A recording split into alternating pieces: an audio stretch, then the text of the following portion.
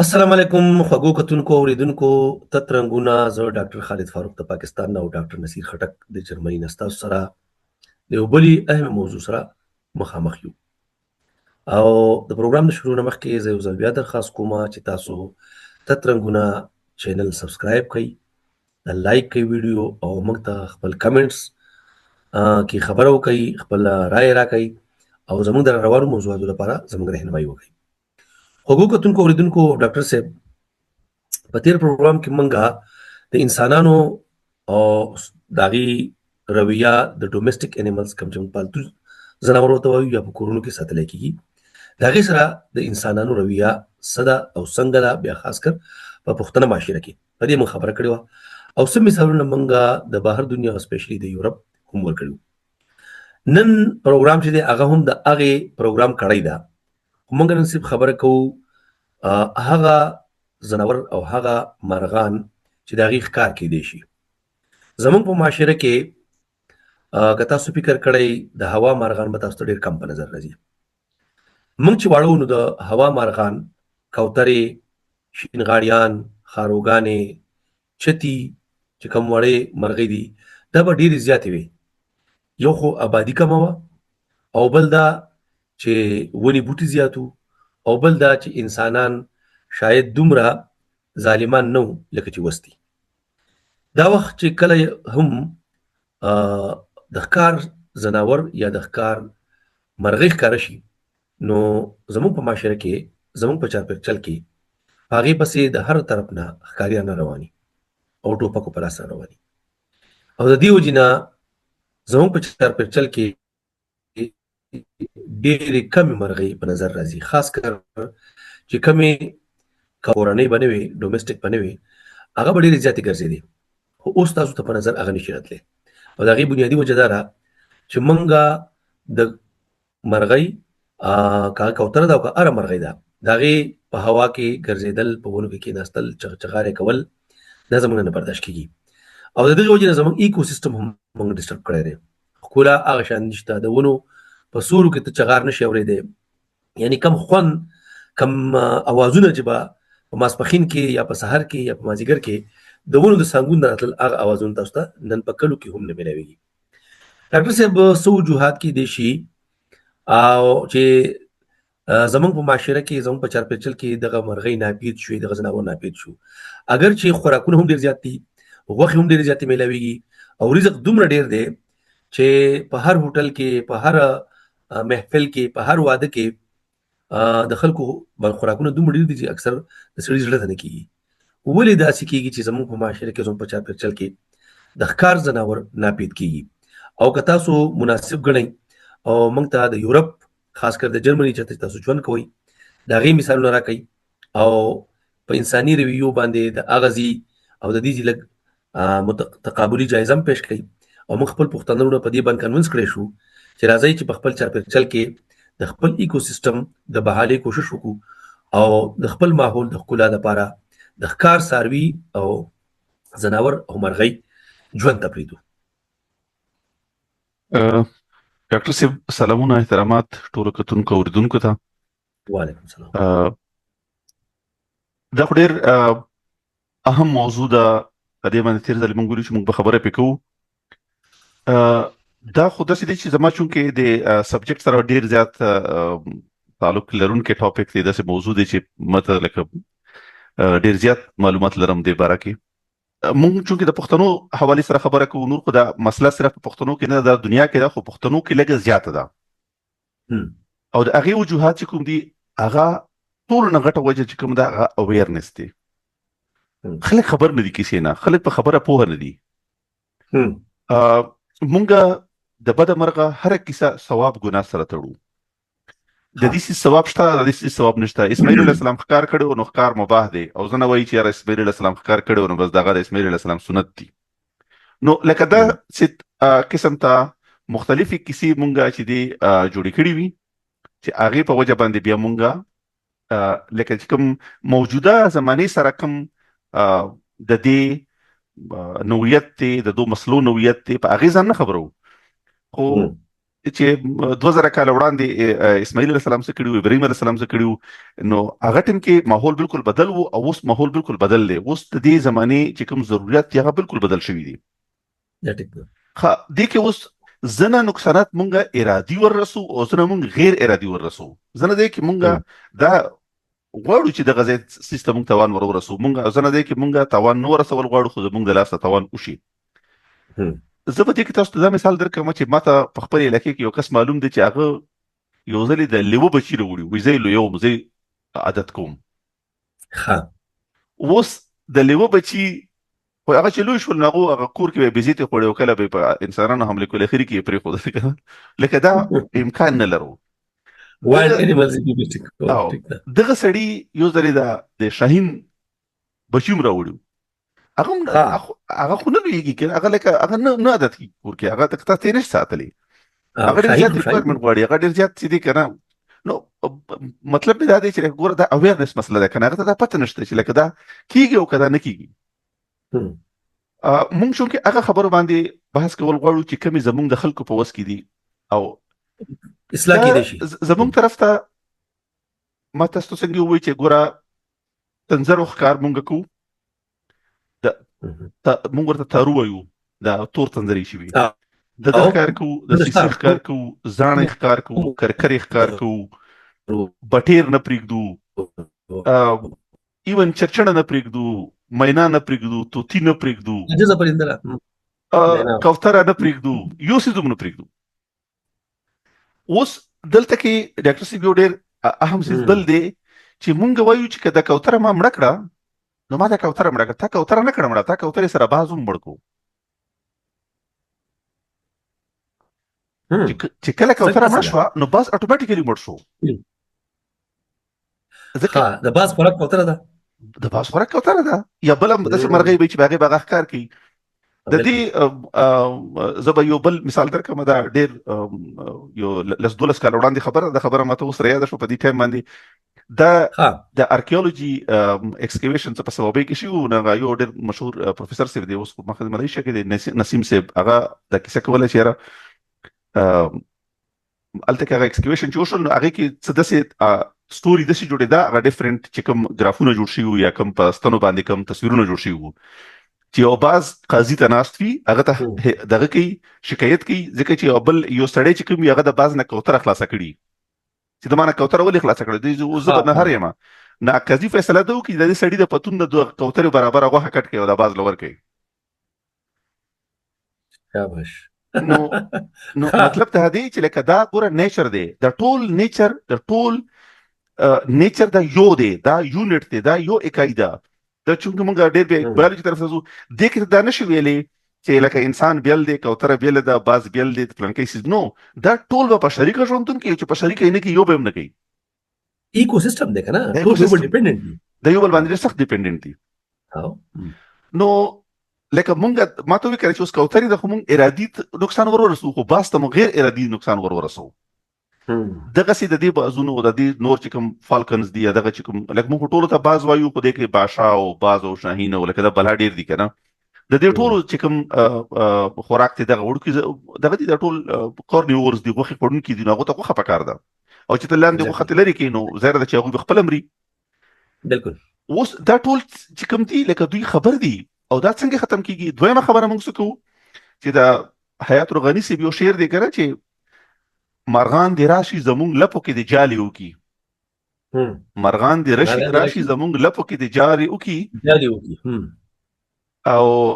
غر منختر نه لري کله مو چینار نه لري مطلب چې چا چینار کټ کړی دی چا چې چینار کټ کو چا چې نختر کټ کو هغه مرغوم مړ کو بالکل هغه مرغوم مړ کو دا ډاکټر صاحب تاسو خبره یا څه د مونږ په کلی کې ډېر خسته چینارانو او هغه چیناران چا کټ په هغه جمعات جوړ کړی دی د ګوره د چینار نشو کټ د ته تاسو ته لکه ما سره ماته دی باریک مسره لکه ډېر کی ستوریا ندي ما چې کله پی ایچ ډی کوله نو زوم یو بل ملګری ور سره غوښم پختون دی نو مونږ یو پارک غټ پارک کې ناستو نو ما یو سړی ولید چې پاسه په دې یو غټ بوټي کې پاسه اوچت خطلې او څه شي کو کنه ټکارې لګولې نو ما غ سړی ته لاندې आवाज وکړ چې لکه ته څه شي کوي په دې بوټي کې پاسه نو هغه په جرمن ژبه کې خبرې کولې، نو هغه ماته پس نواز وکړي چې یاره ډیره فاصله مو ډیره لري ده، زه لا دې در کوڅ شو به خبره پوم. هغه مو ډیره زنګو. نو هغه سړی را کوڅ شو، نو هغه ماته وایي چې دا دلته کې مونږ زاړه بوټي کټ کړي وو، زه فارست والا یم. نو بیا چې کوم دی د انیمل رائټس والا دا زمونږ خلاف عدالت ته زاړه راغله. بوټي کټ کړو دی لکه د پارک لکه هغه سرکاري تور باندې بوټي کټ کړو. نو بیا وی د انیمل رائټس والا زمونږ خلاف لاړل عدالت ته. عدالت کې هغه وایي چې دا چې کوم د دې کې د کوک دی، دې چې درنه خلی ځای دی، په دې کې مونږ ورته خاپیرک وایو، بیټس چې کوم دی چمګادړ، دې کې د خاپیرک کورونه، نو مونږ چې بوټي کټ کړل نو هغه کورونه وران شول. اوس عدالت دا حکم کړی دی چې لکه دغه سی په دې بوټو باندې تاسو آرټیفیشل کوک جوړ کړئ چې خاپیرک پکې ژوندون کړي، او کورونه مخرب کړي. نو هغه ورته زلګوم. نو او دا کوم دا د کوم ځای خبره کوي؟ د جرمني خبره. ګوره دا دا صرف د خاپیرکو د خاپیرک د ژوندونه مسله ده، د دومره مسله ده. تیر کال ما مشومان یو ځای ته موږ لاړو، دلته په دې میډل جرمني کې یو ځای دی، الته غرونه دی، پای کې یو غار دی، نو هغه مونږه وزټ کوو. او میاشت اکتوبر و، نو اکتوبر کې د هایبرنیشن د دې چې د ژمي خوب وی کنه د دې زناور اخ شروع شي. نو مونږ ته هغه ګایډ چې کوم دی هغه سٹارټ کوو چې دې کې باندې تاسو زناور وینئ، لکه سپیشلی خاپیرک په وینئ. وګوره هغه په هایبرنیشن کې دی، هغه چې ونه چیړي، او هغه ته د مشومان چې کوم دی چې ویني چیړي، ځکه چې هغه بس پراته دی، او هغه چې کوم دی کنه لکه په خوب کې دی او آرام دي. نو لکه ماته چې لکه دا زناور د څه خیال ساتلی شي. بیا ولکه مونږ د خبره چې مخکې بوزو د څه چل دی چې مونږ په دا خبره تسلیمو چې کوم چې دا ویسټ دی، دا په ډیرو سيزونو کې، په سوچونو کې، په ساينس کې، په دې سيزونو کې په مسلو مونږ نه وړاندې دوی په هدل شروع شوی دي. دا یو ډیر مشهور ارنیتولوژیست دی. ارنیتولوژیست هغه سړي ته وایي چې څوک د مرغانو لکه مرغۍ او برډز د دې ماهر وي. د هغه نوم فرانک چاپمن. هغه چې کله دا محسوسه کړه چې یار د هر کال دلته کې دا روایت وو چې په کرسمس باندې با خلکو ښکار کو د مرغانو، نو بیا به شو کول چې یار لکه دا ما دومره وکړل او ما دومره وکړل، دغه فیدر کاونټس په کنه لکه سرونو کاونټ په چې دومره مې وکړل. نو هغه دا خبره محسوسه کړه چې ګوره دا چې په دې طریقه رواني کنه د سیس پاتې کیږي نه، دا غټ تاوان کیږي. نو هغه د چلو کو چې هغه یو خپل ملګرو سره اول خپل او بیا څو ملګرو سره هغه یو سیس سٹارټ کو، هغه ته وایي کرسمس برډز کاونټ. کرسمس برډ کاونټ لکه شمار. هغه چې ولې بنا خیر بنا کوي ناس پيو شمارې وي. دا د 14 دسمبر نه شروع کی او په 5 جنوري ختم کیږي، شل ورځې کاونټ وي. ماشاءالله. نو دې کې هغه صرف لکه دا ساينټیفیک کاونټ نه وي، دا جست ابزرویشن وي. د دومره مرغانو ما د پلان کې مرغې مې आवाज اوریدو، پلان کې مرغې مې ولید، او دومره تعداد کې ولید، په دې ورځ مې دومره ولید، په دې ورځ مې دومره ولید. نو دا ګوره تیر کال دا یو سل 25م کاونټ وو. اوس هغه اول چې هغه شروع کړو، اوس هغه کاونټ 8000 مختلفو ځایونو ته رسیدلی دی. یعنی 8000 ځایونو کې اوس اکاونټ کیږي، لکه یورپ ته رسیدلی دی، په کینیډا او امریکا کې بل هډې ځایونو کې کیږي. نو هغه کې خلک بیا دوی خپل کې دا ډیټا سره شیر کوي چې دا اوس د پلان کې سپیشیز د زیاتیږي، د دې تعداد د کمیږي او د دلته نور کیږي، او څو وجوهات بیا شاته کېدلی شي. نو لکه هغه داسې شروع کو او لا اوس پرې مطلب په مخ روان دي په شان راځي. لکه اوس مخاله چې د تیر کال هم څه پکې 28,000 کسان پکې انوالو وو کنه، 28,000 مختلف کسان په 8000 او 1000 مختلفو ځایونو کې هغه کاونټ کړو. نو دا شل زموږ په معاشره کې خو دې سړي ته لیونه ویلې شي کنه، او دا څه لیونه په جوړ پکې مړه. نو دې سره ګوره مونږ ګورو په پاکستان کې چونکه هغه خو د پښتنو نه اخو دي، لکه د سند کې د عربیانو شیخان رضی په د هوبره باسترډ یو مرغې دغه پسې، نو هغه سره مختلفه کیسې ور سره مشهور دي کنه. خو بهر حال مونږ زموږ خاطر راځي میان خان ته راځي، سنټرل ایشین کنټریز ته راځي. نو مونږ د پښتنو مسله باندې چونکه د ایریا باندې کو دلته چې کوم هغه مرغان راځي چې کوم مسافر یا مهاجر مرغان دي، مایګریټری برډ چې ورته وایي، مایګریټری برډ دي بالکل. په هغه کې ټول نه اهمه چې کوم دا غزانې ده، کرین چې مته پتن تاسو ځان ورته وایي، ځان وایي مونږه. د سره یو غټه ځانه ده، یو وړوکې ځانه ده، وړوکې ځانه ته مونږ کرکره وایو. دا راځي په دې دریای ټوچي باندې، په دې دریای کورم باندې، او د دریا سین سره هم د سيزي زمون په کلو بم مخکې راتلې، او چې یو ځانو سیل براغې نو لاندې نه خلکو ورپسې ټوپک او کلشن کوفي راواخستي، او لکه ځانې به دومره نه وي چې څومره به ګولۍ پې ورېدې بالکل او هغو غریبانو به چغې وهلې او هغو یو سپیشل ډېر دردناک اوازې دی نو هغه به اوازونه کول د امن اوازونه به یې کول او لاندې نه به پې ډزې شروع وي ډزې کېدې نو هغو کې به ولګېدې یوه یا دوه خو هغه نورو باندې به یره دومره تېره شوه چې هغه به په نږدې ایریا کې که چېرته د هغو شپې خیال و هغه شپې خیال به یې خراب شو نو هغو به شپې سفر ته بیا زور ورکړو او سفر ته به یې زور وکړو بیا هغه ستړي شي بیا په غلطو ځایونو کې کښېني بیا مري بیا بیمارېږي نو دا خو هغو مخکې نه ځایونه ځان ته ټاکلي وي چې موږ به چېرته کښېنو او څنګه چلي او دا به خلک وایي چې یاره دا دوی باندې یره څنګه راځي که نه دوی ته څنګه پته لګي چې دا زموږ د یرې ځای دی او که نه دی زه تاسو ته جي دوه ساینټیفیک مثالونه در کوم په دې باندې دا چې سند کې کومه د پاکستان او د انډیا بارډر دی دې باندې 1 کیلومتر ایریا داسې ده چې هغې کې هیڅوک نه دي الاؤډ که نه نو مین ایریا چې ورته وایه څه ورته وایه که نه چې لکه یو طرف ته هغې طرف نه هم څوک نه راځي او دې طرف نه هم څوک نه ځي نو په هغې کې واښه مخه غټ شوي دي ځکه چې لکه دې طرف نه هم انسانان نه دي الاؤډ هغې طرف نه هم نو په دې کې چېرته ښکاریان لاړ شي که نه نو هلته چې کوم دی د هرن او دا څیزونه دي نو چې ډس کېږي نو د ټول هرن هغه ځای ته منډه کوي هغه سیف زون دی هغه ته پته ده ګوره لکه خلک وایي چې هغه ته څنګه پته لګي هغه ته پته لګي چې لکه دا ځای دی سیف دی دلته څوک نه راځي راپسې دلته څوک نه راځي اوس بیا دا خلک دې کې دا خبره هم ده چې لکه دا خو چې یو باندې چا ډس کړي نو هغې ته به پته لګي که نه داسې هم نه ده دا نسل د معلومات هم ترانسفر کېږي بالکل دا یو بل یو ډېره مشهوره تجربه شوې وه دلته چې کله یو اس اس آر و سوویت یونین چې ورته وایي نو د چک ریپبلیک چې کوم دی دا هغه ټایم کې سوویت یونین سره و نو د چک ریپبلیک او د جرمني په منځ کې د بجلی تار لګېدلی و په ځنګل کې منځ کې کرنټ والا تار لګېدلی و چې لکه خلک یې کراس کولی نه شي لکه جلی لګېدلی و خو جلی کې به کرنټ و نو هغه به منځ ځنګل کې تېر و خو په هغه به ځناور هم نه شو کراس کولی ځکه ځناور به چې هم ورتلل نو هغه به هم هغه بجلی نیول نو بیا په دې 1909 اتیایم کې دا تار ختم شو یو اس اس آر هم ختم شو نو اوس داسې ځناور چې هغه پیدا شوي وو په 1993 کې په 1996 کې چې هغه تار ختم شوی هغې نه وروستو خو هغه جی پی ایس ته چې ور واچو نو هغه به چې هغه ځای ته تللی به واپس کېدل هغو ته معلومات د والدینو نه ترانسفر شوي وو چې ګوره دې طرف ته لاړه نه شئ نه ځي نو دا لکه خلک دا وایي چې د ځناور یرې باندې څنګه پوهېږي او په دې څنګه پوهېږي پاکستان کې چې کوم دی چې 2 میله لرې د مرغۍ وویني هغه درنه الوزي بالکل او دلته کې مرغو سره خپو سره بدلېږي او پروا یې نه در باندې بالکل دې مرغانو ته دې څیزونو ته پته ده ما تاسو ته وایي چې ګوره لکه موږ غوښو دپاره ښکار کوو بیا میانو ته راشه میانو ښکار ته میانو سره چې کوم موږ ظلم کوو جنریټر وتږدو کرنټ ورکوو چې په هغې موږ هر قسمه مایع وژنو ورکوټې ماشوم بچوړی د بچو والا مور لکه موږ ته د سیزن پته نه لګي چې کوم سیزن کې به ښکار کوو کوم سیزن کې به نه کوو کوم سیزن کې دوی انډې ورکړي دي او کوم سیزن کې دوی بچي پیدا کوي کوم کې بچي ساتي کله به ښکار کوو کله به نه کوو هېڅ پته نه لګي بس خو نن مې میانو ته زړه شوي دی او بس پرې ورغلم او نه څه قانون شته دلته او نه که قانون یې هم خو څوک فالو کوي نه او که فالو کوي نو هلته کې خلک پیسې ورکوي بالکل هر طرف ته لکه ظالمان خلک دي دا چې کله بیا هغې نه علاوه مونږ ما تاسو ته وختي چې دغه خبره وکړه دغه شعر به چې درته ووایي که نه چې مرغان دې راشي زموږ لپو کې د جالي وکړي اوس دا د هیبیټاټ ډسټرکشن دی د هغو مسکن د هغو کور ورانول دي د دې زه تاسو ته یو اگزامپل بل در کومه امریکا کې یو کوتره وه چې هغه په 1866 کې 1866 کې د هغې کاونټ شوی و هغه 1 بلین نه هغه زیاتې وي 1 بلین